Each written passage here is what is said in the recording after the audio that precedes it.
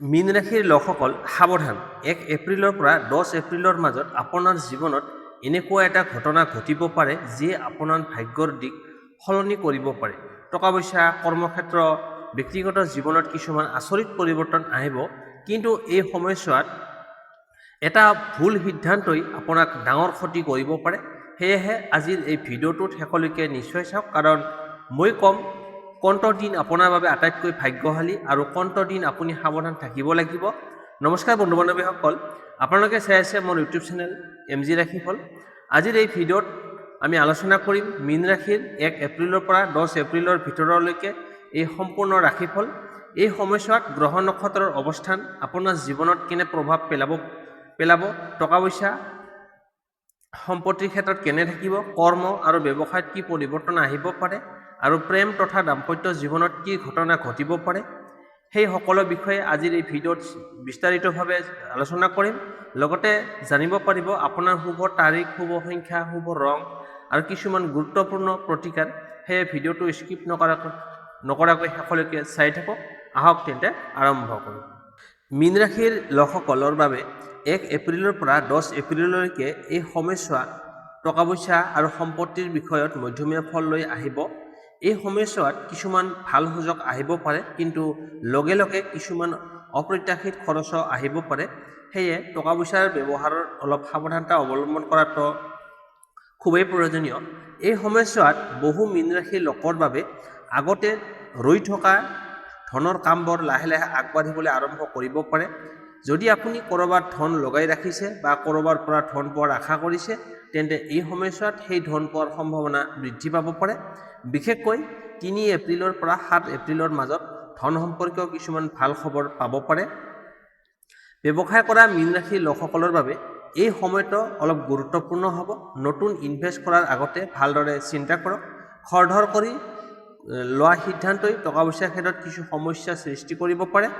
যদি আপুনি ধৈৰ্যৰে কাম আগবঢ়ায়, তেন্তে লাহে লাহে লাভ বৃদ্ধি পাব। চাকৰি কৰা মীন ৰাশিৰ লোকসকলৰ ক্ষেত্ৰতো এই সময়ছোৱাত কিছুমান নতুন সুযোগ আহিব পাৰে। বিশেষকৈ অতীতত কৰা কঠোৰ পৰিশ্ৰমৰ ফল এই সময়ছোৱাত টকাৰ ৰূপত দেখা দিব পাৰে। কিছুমান মানুহে অতিৰিক্ত ইনকামৰ সুযোগো লাভ কৰিব পাৰে, যেনে ছাইড ইনকাম বা বেলেগ কোনো কামৰ পৰা অলপ ধন আহিব পাৰে। কিন্তু এই সময়ছোৱাত এটা বিশেষ কথালৈ মনত ৰাখিব লাগিব, অপ্ৰয়োজনীয় খৰচ এৰাই চলা। 5 এপ্ৰিলৰ পৰা 8 এপ্ৰিলৰ মাজত হঠাৎ কিছুমান খৰচ আহিব পাৰে, যেনে ঘৰৰ কোনো কাম, চিকিৎসা বা পৰিয়ালৰ কোনো প্ৰয়োজনীয়তা। সেয়ে ধন সংৰক্ষণ কৰি ৰাখিলে ভাল হ'ব। সম্পত্তি বা মাটি বাৰী বিষয়ত এই সময়ছোৱাত ডাঙৰ সিদ্ধান্ত লোৱাৰ আগতে অলপ অপেক্ষা কৰাটো ভাল হ'ব। যদি আপুনি নতুন ঘৰ, মাটি বা কোনো সম্পত্তি কিনাৰ চিন্তা কৰি আছে, তেন্তে সকলো নথিপত্ৰ ভালদৰে পৰীক্ষা কৰক। খৰধৰ কৰিলে ভুল হোৱাৰ সম্ভাৱনা থাকে। এই সময়ছোৱাত পৰিয়ালৰ কাৰণে ধন খৰচ হ'ব পাৰে, কিন্তু সেই খৰচবোৰ বেছিভাগেই প্ৰয়োজনীয় হ'ব। আনহাতে কিছুমান মীন ৰাশিৰ লোকৰ বাবে এই সময়ছোৱাত কোনো পুৰণি ধন বা ধাৰ উভতাই পোৱাৰ সম্ভাৱনা দেখা যায়। মুঠতে ক'বলৈ গ'লে 1 এপ্ৰিলৰ পৰা 10 এপ্ৰিললৈকে মীন ৰাশিৰ ধন সম্পত্তিৰ অৱস্থা লাহে লাহে উন্নতিৰ দিশলৈ আগবাঢ়িব। যদি আপুনি সঠিক পৰিকল্পনা কৰি ধন ব্যৱহাৰ কৰে আৰু অপ্ৰয়োজনীয় খৰচ নিয়ন্ত্ৰণ কৰে, তেন্তে এই সময়ছোৱাত আৰ্থিক স্থিতি আগতকৈ বেছি মজবুত হ'ব পাৰে। এতিয়া আহিছোঁ কেৰিয়াৰ কৰ্মজীৱন।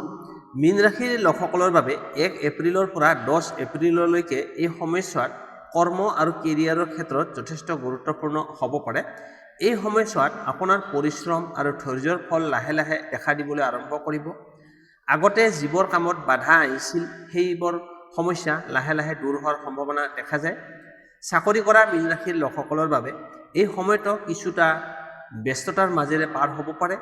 কাৰ্যালয়ত কামৰ প্ৰেছাৰ অলপ বেছি বৃদ্ধি পাব, কিন্তু আপুনি যদি মনোযোগ আৰু নিষ্ঠাৰে কাম কৰে, তেন্তে ঊৰ্ধ্বতন বিষয়াসকল আপোনাৰ কামত সন্তুষ্ট হ'ব পাৰে।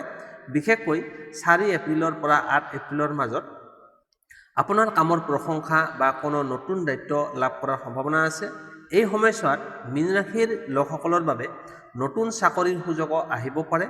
যদি আপুনি বহুদিন ধৰি নতুন চাকৰি বিচাৰি আছে, তেন্তে এই সময়ছোৱাত কোনো ভাল খবৰ লাভ কৰাৰ সম্ভাৱনা আছে। কিন্তু কোনো সিদ্ধান্ত লোৱাৰ আগতে সকলো বিষয় ভালদৰে ভাবি চিন্তি বিবেচনা কৰাটো অত্যন্ত প্ৰয়োজনীয়। ব্যৱসায় কৰা মীন ৰাশিৰ লোকসকলৰ বাবে এই সময়ছোৱাত নতুন পৰিকল্পনা বা নতুন কাম আৰম্ভ কৰাৰ চিন্তা আহিব পাৰে। ব্যৱসায়ত কিছুমান নতুন মানুহৰ সৈতে পৰিচয় হ'ব পাৰে, যিয়ে আগলৈকে আপোনাৰ কামত সহায় কৰিব পাৰে। কিন্তু নতুন অংশীদাৰিত্ব কৰাৰ আগতে মানুহজনক ভালদৰে চিনি লোৱাটো অতি প্ৰয়োজন। যিসকল মীন ৰাশিৰ লোকে শিক্ষা বা প্ৰতিযোগিতামূলক পৰীক্ষাৰ বাবে প্ৰস্তুতি কৰি আছে, তেওঁলোকৰ বাবেও এই সময়টো যথেষ্ট গুৰুত্বপূৰ্ণ হ'ব। যদি আপুনি মনোযোগ সহকাৰে অধ্যয়ন কৰে, তেন্তে এই সময়ছোৱাত ভাল ফলাফল লাভ কৰাৰ সম্ভাৱনা বৃদ্ধি পাব। বিশেষকৈ 6 এপ্ৰিল আৰু 9 এপ্ৰিল আপোনাৰ বাবে কিছু অনুকূল দিন হ'ব পাৰে। এই সময়ছোৱাত এটা গুৰুত্বপূৰ্ণ কথা মনত ৰাখিব লাগিব, সহকৰ্মীৰ সৈতে অপ্ৰয়োজনীয় তৰ্ক বিতৰ্ক এৰাই চলা। কেতিয়াবা কাৰ্যালয়ত সৰু ভুল বুজাবুজিৰ বাবে সমস্যাৰ সৃষ্টি হ'ব পাৰে। সেয়ে শান্তভাৱে কথা বতৰা পাতিলে সকলো সমস্যা সহজে সমাধান হ'ব। যদি আপুনি নিজৰ কামত নতুন দক্ষতা শিকিবলৈ চেষ্টা কৰে, তেন্তে এই সময়ছোৱাত সেইবোৰ আপোনাৰ বাবে আগতকৈ খুবেই লাভজনক হ'ব পাৰে। বিশেষকৈ যিসকল মানুহে অনলাইন কাম কৰে বা ক্ৰিয়েটিভ কামৰ সৈতে জড়িত, তেওঁলোকৰ বাবে এই সময়টো নতুন সুযোগ লৈ আহিব পাৰে। মুঠতে ক'বলৈ গ'লে 1 এপ্ৰিলৰ পৰা 10 এপ্ৰিললৈকে মীন ৰাশিৰ কেৰিয়াৰ জীৱনত লাহে লাহে উন্নতিৰ পথ মুকলি হ'ব। যদিও আপুনি মাজে মাজে কিছুমান কামৰ প্ৰেছাৰ বা বাধা আহিব পাৰে, তথাপিও আপুনি যদি ধৈৰ্য আৰু আত্মবিশ্বাস ৰাখে, তেন্তে এই সময়ছোৱাত নিজৰ কামত আগতকৈ বেছি সফলতা লাভ কৰাৰ সম্ভাৱনা যথেষ্ট পৰিমাণে বেছি আছে। এতিয়া আহিছোঁ প্ৰেম আৰু দাম্পত্য জীৱন 1 এপ্ৰিলৰ পৰা 10 এপ্ৰিললৈকে মীন ৰাশিৰ কেনেকুৱা ফলাফল হ'ব। মীন ৰাশিৰ লোকসকলৰ বাবে 1 এপ্ৰিলৰ পৰা 10 এপ্ৰিললৈকে এই সময়ছোৱা প্ৰেম আৰু ব্যক্তিগত সম্পৰ্কৰ ক্ষেত্ৰতো যথেষ্ট গুৰুত্বপূৰ্ণ হ'ব পাৰে। এই সময়ছোৱাত অনুভূতি আৰু আৱেগ অলপ বেছি শক্তিশালী হৈ থাকিব পাৰে। সেয়েহে কেতিয়াবা সৰু সৰু কথাটো মনত খং বা ভুল বুজাবুজি হ'ব পাৰে। যিসকল মীন ৰাশিৰ লোক ইতিমধ্যে প্ৰেম সম্পৰ্কৰ লগত জড়িত হৈ আছে, তেওঁলোকৰ বাবে এই সময়টো মধ্যমীয়া ফলদায়ক হ'ব। আৰম্ভণিতে কেইদিনমান অলপ ভুল বুজাবুজি বা দূৰত্ব অনুভৱ হ'ব পাৰে। কিন্তু যদি আপুনি ধৈৰ্যৰে কথা বতৰা পাতে আৰু নিজৰ অনুভূতি সঠিকভাৱে প্ৰকাশ কৰে, তেন্তে সেই সমস্যাবোৰ সহজে সমাধান হ'ব পাৰে। বিশেষকৈ 5 এপ্ৰিলৰ পিছত সম্পৰ্কত পুনৰ মধুৰতা আৰু বুজাবুজি বৃদ্ধি পোৱাৰ সম্ভাৱনা আছে। এই সময়ছোৱাত কিছুমান মীন ৰাশিৰ লোকৰ জীৱনত নতুন প্ৰেমৰ আৰম্ভণিও হ'ব পাৰে। আপুনি হয়তো কোনো নতুন মানুহৰ সৈতে পৰিচয় লাভ কৰিব পাৰে, যিয়ে আপোনাৰ মনত বিশেষ স্থান ল'ব পাৰে। কিন্তু খৰধৰকৈ কোনো সিদ্ধান্ত লোৱাৰ পৰা বিৰত থাকক। মানুহজনক ভালদৰে চিনি লোৱাৰ পিছতহে আগবঢ়াটো ভাল হ'ব। বিবাহিত মীন ৰাশিৰ লোকসকলৰ ক্ষেত্ৰত দাম্পত্য জীৱনত পৰিয়ালৰ দায়িত্ব কিছু বৃদ্ধি পাব পাৰে। ঘৰৰ কাম কাজ, সন্তান বা পৰিয়ালৰ অন্য সদস্যৰ কাৰণে অলপ ব্যস্ততা বৃদ্ধি পাব পাৰে। কেতিয়াবা এইবোৰ কাৰণতে স্বামী স্ত্ৰীৰ মাজতো সৰু সৰু মতানৈক্য হ'ব পাৰে। এই সময়ছোৱাত এটা ভাল কথা হৈছে যে যদি আপুনি নিজৰ সংগীৰ সৈতে খোলাখুলিকৈ কথা বতৰা কৰে, তেন্তে সম্পৰ্ক আগতকৈ বেছি মজবুত হ'ব পাৰে। বিশেষকৈ 7 এপ্ৰিল আৰু 9 এপ্ৰিলৰ এই সময়ত দুয়োৰে মাজত ভাল বুজাবুজি আৰু সুখৰ মুহূৰ্ত আহিব পাৰে। এই সময়ছোৱাত মীন ৰাশিৰ লোকসকলে নিজৰ সংগীক অলপ বেছি সময় আৰু মনোযোগ দিয়াটো খুবেই প্ৰয়োজনীয়। কেতিয়াবা সৰু সৰু যত্ন আৰু মৰমৰ কথাই সম্পৰ্কত বহু বেছি মধুৰ কৰি তোলে। যিসকল মীন ৰাশিৰ লোকে একেলগে আছে বা এতিয়াও সঠিক জীৱনসংগী বিচাৰি পোৱা নাই, তেওঁলোকৰ বাবে এই সময়ছোৱাত নিজকে ভালদৰে বুজাৰ সময়। নিজৰ জীৱনৰ লক্ষ্য আৰু আকাংক্ষা স্পষ্ট কৰি ৰাখিলে আগলৈকে সঠিক মানুহক নিজৰ জীৱনত আদৰি ল'ব পাৰিব। মুঠতে ক'বলৈ গ'লে 1 এপ্ৰিলৰ পৰা 10 এপ্ৰিললৈকে মীন ৰাশিৰ প্ৰেম আৰু দাম্পত্য জীৱনত কিছু উত্থান পতনৰ মাজে পাৰ হ'ব পাৰে। কিন্তু ধৈৰ্য, বিশ্বাস আৰু সঠিক বুজাবুজিৰ জৰিয়তে এই সময়ছোৱা সম্পৰ্ক আগতকৈ বেছি গভীৰ আৰু মজবুত হোৱাৰ সম্ভাৱনা আছে। এতিয়া আহিছোঁ 1 পৰা 10 এপ্ৰিলৰ ভিতৰত শুভ তাৰিখ, শুভ সংখ্যা, শুভ ৰং আৰু প্ৰতিকাৰ। এতিয়া জানো আহক এই সময়ছোৱাত মীন ৰাশিৰ বাবে কোনবোৰ দিন আটাইতকৈ শুভ হ'ব পাৰে, লগতে কোনটো সংখ্যা আৰু ৰং আপোনাৰ বাবে ভাগ্য উজ্জ্বল কৰিব পাৰে।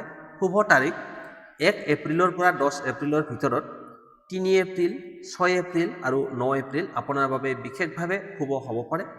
এই দিনবোৰত আপুনি নতুন কাম আৰম্ভ কৰিব পাৰে, গুৰুত্বপূৰ্ণ সিদ্ধান্ত ল'ব পাৰে বা কোনো নতুন সুযোগ গ্ৰহণ কৰিব পাৰে।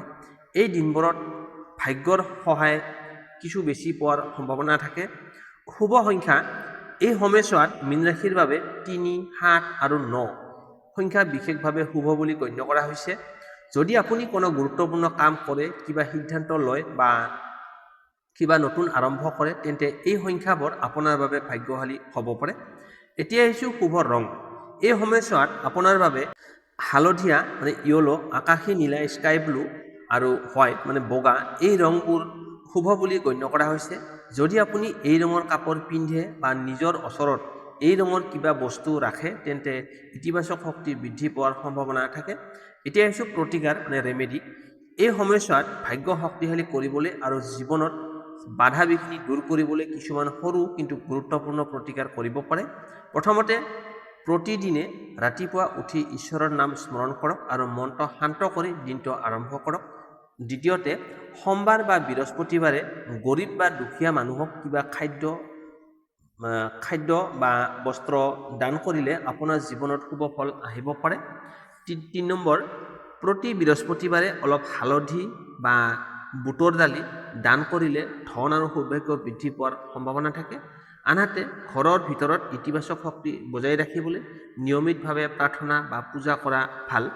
এই সৰু সৰু প্ৰতিকাৰবোৰ নিয়মিতভাৱে কৰিলে জীৱনৰ বহু সমস্যাই লাহে লাহে কমি আহিব পাৰে আৰু সৌভাগ্যৰ দুৱাৰো মুকলি হ'ব পাৰে। বন্ধু বান্ধৱীসকল, এইটো আছিল মীন ৰাশিৰ 1 পৰা 10 এপ্ৰিল 2026লৈকে সম্পূৰ্ণ ৰাশিফল। আশা কৰোঁ এই তথ্যবোৰ আপোনালোকক নিজৰ জীৱনৰ কিছুমান গুৰুত্বপূৰ্ণ সিদ্ধান্ত লোৱাত সহায় কৰিব। মনত ৰাখিব, গ্ৰহ নক্ষত্ৰই দিশ দেখুৱায়, কিন্তু নিজৰ ভাগ্য গঢ়ি তোলাৰ শক্তি আপোনাৰ হাততেই থাকে। সেয়ে সদায় ইতিবাচক চিন্তা কৰক, কঠোৰ পৰিশ্ৰম কৰক আৰু ঈশ্বৰৰ ওপৰত বিশ্বাস ৰাখক। যদি এই ভিডিঅ'টো আপোনাৰ ভাল লাগিল, তেন্তে ভিডিঅ'টো লাইক কৰক, চেনেলটো ছাবস্ক্ৰাইব কৰক আৰু বেল আইকনটো নিশ্চয় অন কৰি ৰাখিব, যাতে আগলৈকে এনে ৰাশিফল আৰু আধ্যাত্মিক ভিডিঅ' আপুনি পোনপ্ৰথমে চাব পাৰে। আপোনাৰ ৰাশি কি আৰু আপুনি কোন ঠাইৰ পৰা এই ভিডিঅ'টো চাই আছে সেইটো কমেণ্ট কৰি নিশ্চয় জনাব। পুনৰ লগ পাম পৰৱৰ্তী এটা নতুন ভিডিঅ'ত। ধন্যবাদ। জয় শ্ৰীকৃষ্ণ।